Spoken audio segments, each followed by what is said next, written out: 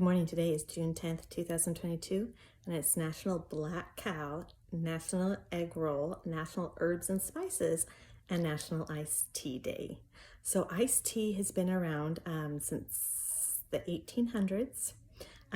It first came about, it wasn't iced tea, but the first in the 1800s in like England and UK, they had a tea, first beans was for, that's when it first was that we know of, was served cold, and it was a green tea punch, but it wasn't like on ice or anything. And then in the 1860s and 1870s, that's when it started to become popular in the United States, where people would serve tea over ice. And then it really exploded, and this is when it became like a super popular drink that it is in the United States today, at the 1904 World's Fair in St. Louis. It was very, very hot, and so a tea maker there served his tea over ice, and it became a hit, and that's when it exploded in the United States. About 85% of tea that's consumed in the United States is iced tea. Iced tea, you can kind of make it your own. You can take your tea and then add any flavor you want. You can add some herbs or spices, because it's National Herb Spices Day, but you can add lime or cherries or anything to make it your own. Even where I live in South Texas, iced tea is sometimes more popular than water. I've been to places where they only served iced tea and would not give me water to drink. So iced tea is big in the United States, especially in the South. Herbs and Spices Day is celebrated to make known the diversity of how to use herbs and spices, whether they're fresh or dry. And since it's summertime and you have herbs and spices, fresh ones in season, it's a good day to try it out. So they're good both fresh or dried. Just remember that if you're going to use dried, you need less than if you're going to use fresh, because it's more compact. Egg rolls. Egg rolls have been around for a long time. They're very popular in Chinese and Vietnamese cuisine. Often in China, they're called spring rolls. They are an egg fried roll that usually has meat and cabbage and like bamboo shoots, things like that in it. And depending on what country they're from is what's going to be inside it.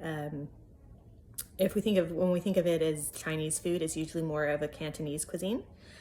We've been celebrating National Egg Roll Day since 2019, when the Wen family in Dallas, Texas, their restaurant petitioned. They are a family-owned Vietnamese restaurant. Turned it into a holiday in 2019. So it's been a holiday this is, I guess, fourth year. And if you live in the Dallas area, the restaurant is called Vans, and I think they're doing a celebration. Finally, it is Black Cow Day, and I learned something new about Black Cow. Black Cow is a root beer float. I thought Black Cow was a root beer float that was made with Coke, but it's just the original name of the root beer float, which can actually be made with root beer or Coca-Cola, and either one is called the Black Cow. It was invented in 1893 by Frank J. Weisner, who lives in Colorado, he's not alive now. He lived in Colorado, and one night he was looking out at the mountains, and it was called Black Cow Mountain. That was the mountain from where he lived. And the tops of it were covered in snow and reminded him of a scoop of ice cream. And so he started putting a scoop of ice cream for children into their favorite flavor, which was a red root beer. And he called it the Black Cow Mountain. And then children just shortened the name to Black Cow. And that's how we get the root beer float.